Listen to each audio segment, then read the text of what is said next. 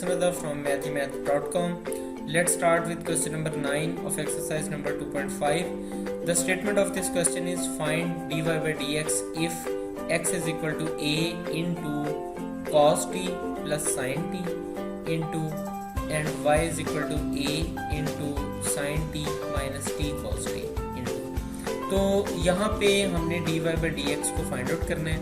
अब देखें जो हमारे फंक्शंस हैं इसके अंदर जो वेरिएबल है ये t है, इधर भी जो फंक्शन है इसके अंदर जो वेरिएबल है t है. सो हम x को भी और y को भी t के अकॉर्डिंगली यानी विद रिस्पेक्ट टू t हम डिफरेंशिएट करेंगे. तो सबसे पहले तो हम x को टेकअप करते हैं. x is equal to a into cos t plus sine t. यहाँ पे इसको हम with respect to t differentiate हमने किया तो ये आ गया dx by d t is equal to a into ये देखें cos t का डेरिवेटिव ये आ जाएगा माइनस साइन टी. यानी आप ये cos का जो डेरिवेटिव होता है ये माइनस साइन होता है और साइन का डेरिवेटिव प्लस cos होता है.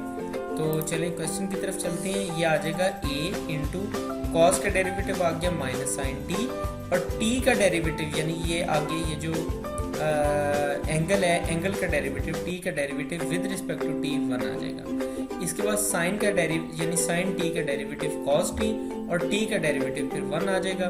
सो ये हमारे पास फाइनली आ जाएगा a into minus sine t plus cos t. तो ये हमने dx बाई dt को कैलकुलेट कर लिया. इसके बाद हम चलते हैं y की तरफ. तो y है हमारे पास a into sine T minus T cos t. अब यहाँ पे हम इसको y को डिफरेंशिएट करते हैं विद रिस्पेक्ट टू t. तो ये हमारे पास आ जाएगा dy by d t is equal to a into अब देखें ये साइन t का डेरिवेटिव आया cos t यानी साइन का जब हमने डेरिवेटिव लिया तो ये cos t आ गया. अब यहाँ पे क्या होगा, यहाँ पे होगा कुछ इस तरह से कि इसको मैं ज़रा थोड़ा सा एलेबोरेट करता हूँ, आप ज़रा इसको देखते जाएं. ये असल में है हमारे पास d by d T of t cos t. अब देखें यहाँ पे एक्चुअली सिचुएशन कुछ इस किस्म की आ गई है कि यहाँ पे t ये भी है और ये cos t यहाँ है. यानी ये दो बेसिकली वेरिएबल्स हैं जो कि मल्टीप्लाई हो रहे हैं. सो इनके अंदर लगेगा प्रोडक्ट रूल. अब प्रोडक्ट रूल के मुताबिक ये होता है यहाँ पे होगा कुछ इस तरह से कि हम यहाँ पे t को वैसे रख लेते हैं और d बाई डी टी ले लेते हैं यानी कि d बाई डी टी ले लेते हैं cos t का. इसके बाद हम यहाँ पे प्लस cos t को वैसे ले लेते हैं और d by d T of t.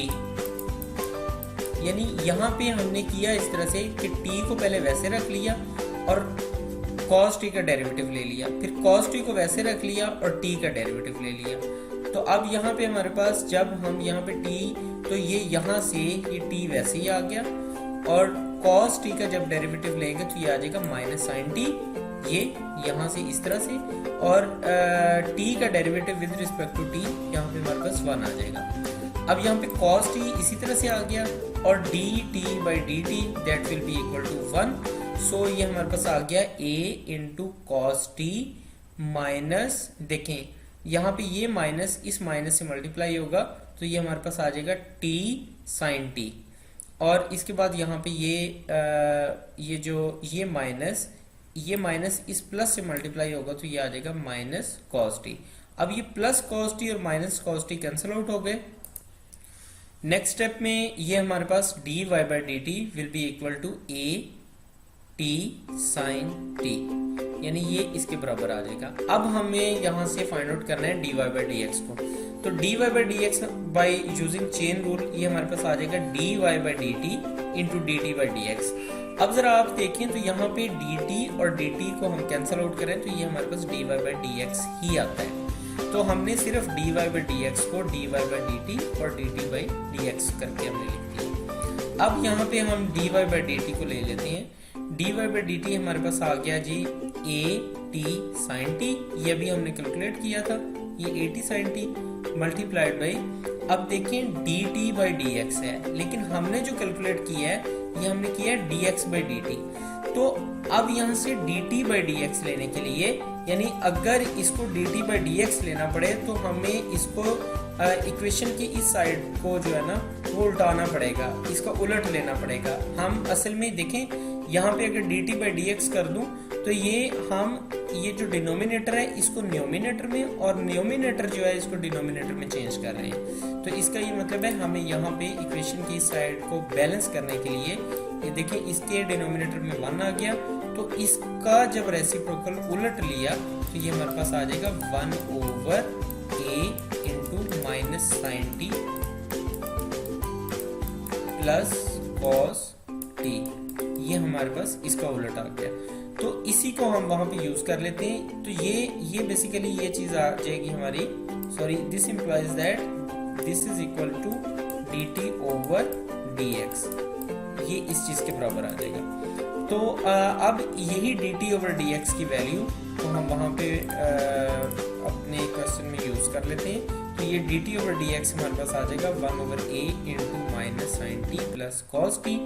तो यहाँ पे a के साथ कैंसिल आउट हो गया, बाकी हमारे पास बचा जी यहाँ पे t साइन टी ओवर ये आ जाएगा minus sine t plus cos of T.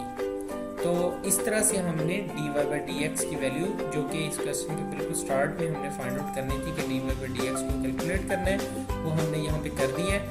अगर आपको इसमें कोई कंफ्यूजन है या किसी जगह पे आप डिफिकल्टी फेस कर रहे हैं तो आप हमसे कांटेक्ट करें।